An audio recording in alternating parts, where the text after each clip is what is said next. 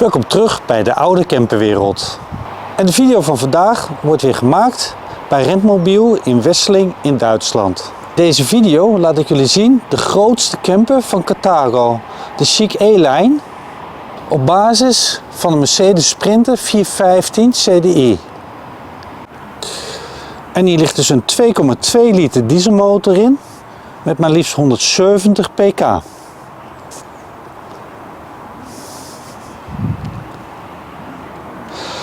En de AdBlue wordt hier linksvoor bijgevuld. En zoals altijd in onze video's gaan we eerst de buitenkant bekijken en dan gaan we daarna naar binnen.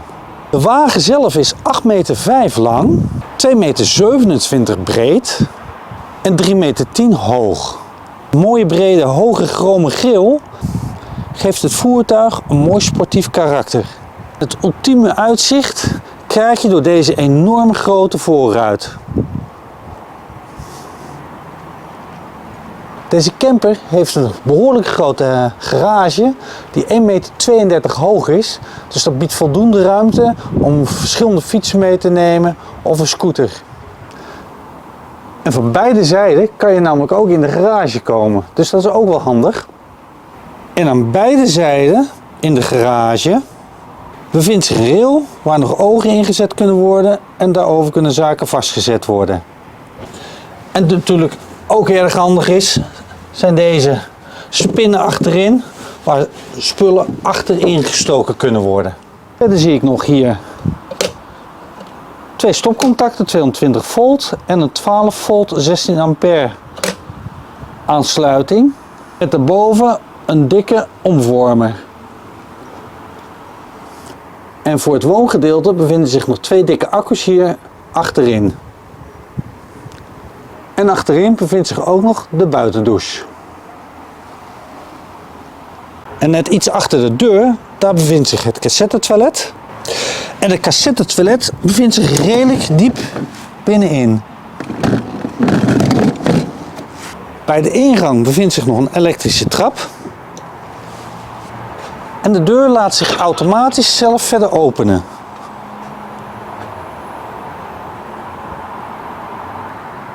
De deur is prachtig afgewerkt met houtstructuren.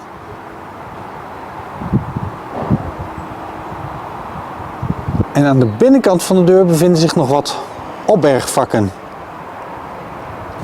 Met verduistering, gordijn en twee haken om zaken op te hangen. En aan de bestuurskant, daar bevindt zich een klep waar twee grote gasflessen geplaatst kunnen worden, welke uitgerust is met de crashtsensor. En bij de volgende klep is goed te zien dat hier een flinke dubbele bodem in de wagen is ingebouwd. En hier bevinden zich bijvoorbeeld de waterpomp met een filter en nog verschillende andere kranen voor het verswater, voor het afvalwater. En wanneer we de bestuursdeur openen, gaat automatisch het trappetje uit. Dit is ook hier weer een flinke instap. En de bestuursdeur is ook weer prachtig afgewerkt. Met een behoorlijk opbergvak. Een luidspreker in de deur. Een knop waarover de beide spiegels afgesteld kunnen worden. En een knop om het raam te bedienen. En rechts op het stuur, daar bevinden zich de knoppen voor het menu, het volume en de telefoon. De wagen is volledig automatisch geschakeld. Over de pads hierachter kun je zelf meeschakelen. Om de wagen te starten bevindt zich dan aan de rechterkant op het dashboard een start- en stopknop. Links achter het stuur de knop om de ruitenwissers te bedienen. En rechts achter het stuur de pook voor de automaat. En links op het dashboard, daar is de camera van achteren. Met daarboven verschillende knoppen om een verlichting aan te doen. Hier het verduisteringsgordijn automatisch aan de voorkant.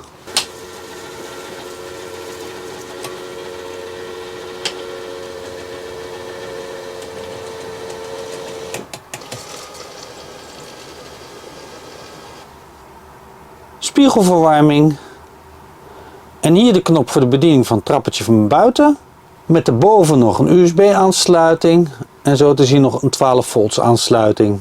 En naar rechts van de camera, daar bevindt zich nog een knop voor de automatische handrem en wat knoppen om de verlichtingen in te stellen, alsmede de mistlampen.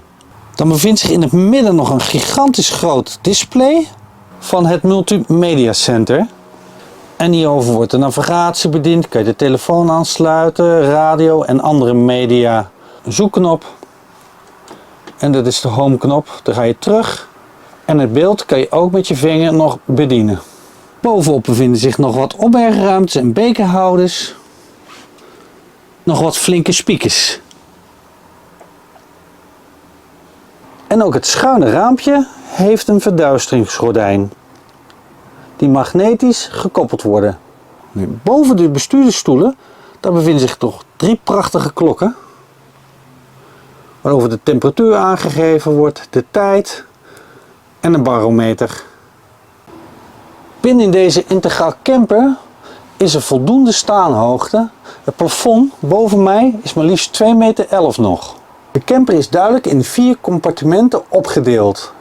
Het woongedeelte, het keukengedeelte, het badkamergedeelte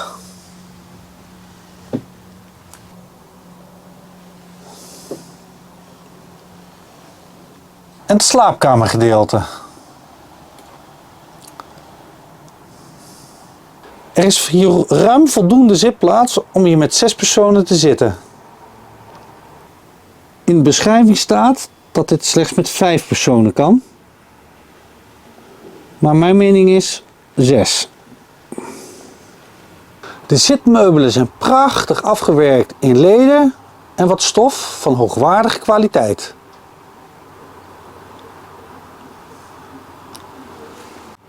En via een knop onder de tafel hier, als je die indrukt, dan kan de tafel verschoven worden. En in het woongedeelte, daar bevindt zich de televisie achter deze zitting.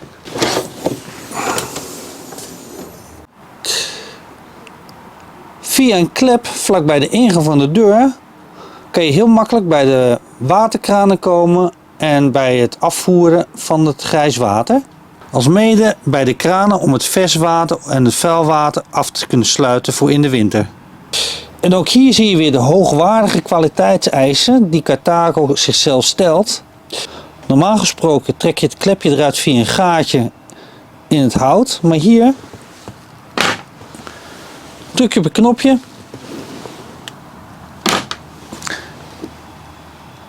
en hiermee wordt hij opengemaakt en dan trek je dit omhoog. En dan zie je hier dat hier hoogwaardige scharnieren ingebouwd zijn. Boven het zitgedeelte nog behoorlijk wat opbergvakken.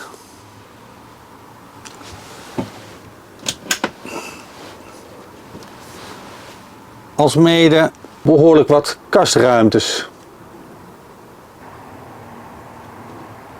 En boven in het dak, boven het zitgedeelte, daar bevindt zich nog een flink dakraam.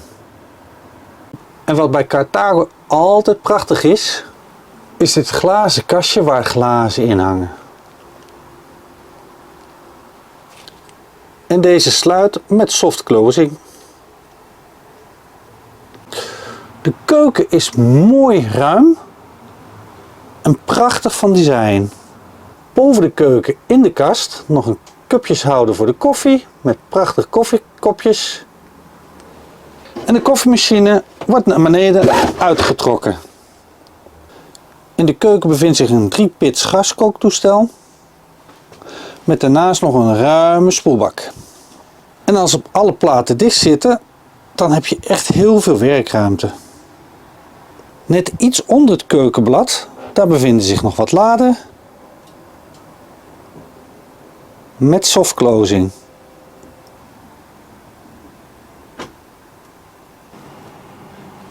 En net iets daar rechts van een klepje. En daar bevinden zich alle knoppen van het gas. Met daar iets onder een oven op gas. En nog een lade. De koelkast van Dometic is 153 liter groot. en kan aan beide zijden geopend worden.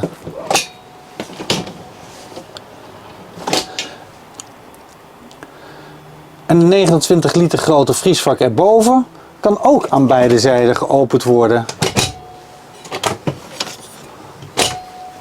Met daarnaast nog een prachtige apothekerskast. En boven de koelkast hebben we nog meer opbergruimte.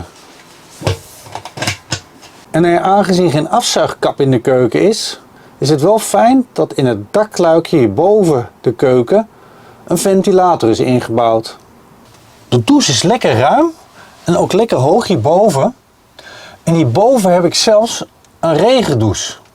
En de deur laat zich makkelijk sluiten, want het is een roldeur. De badkamer is lekker ruim en ook weer prachtig afgewerkt.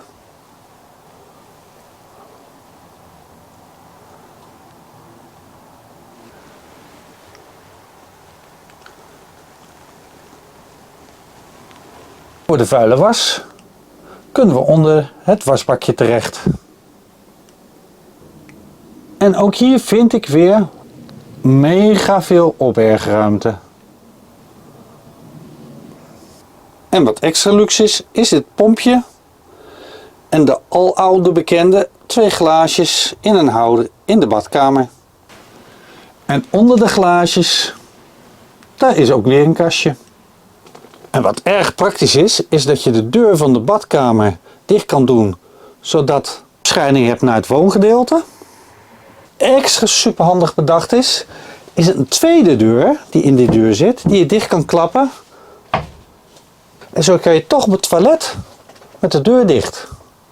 En onder het klepje voor bij de douche, daar kunnen we bij de verwarming komen.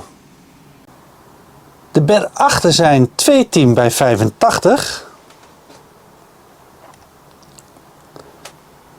Maar kan ook nog omgebouwd worden tot 1 groot bed. En dan trekken we gewoon het hele gedeelte naar voren.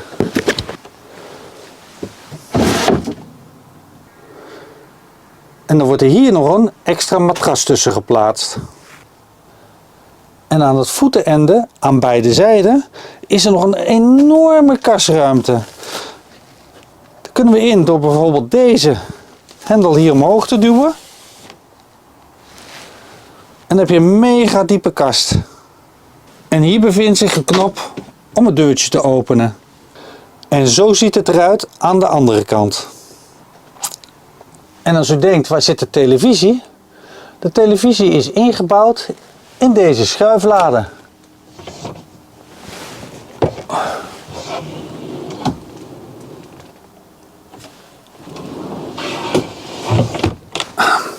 En dan een hefbed voor is 1,95 bij 1,60 groot. En tot slot, boven de deur, daar bevinden zich de controlepaneeltjes. En de verswatertank is 235 liter groot en de grijswatertank is 185 liter groot. Dit voertuig staat bij Rentmobiel te koop voor €200.000 ongeveer. En dat is echt een snapje. Vind je dit soort video's nu interessant en je bent nog niet geabonneerd? Vergeet dan niet te abonneren alsjeblieft. En weer bedankt voor het kijken naar deze video.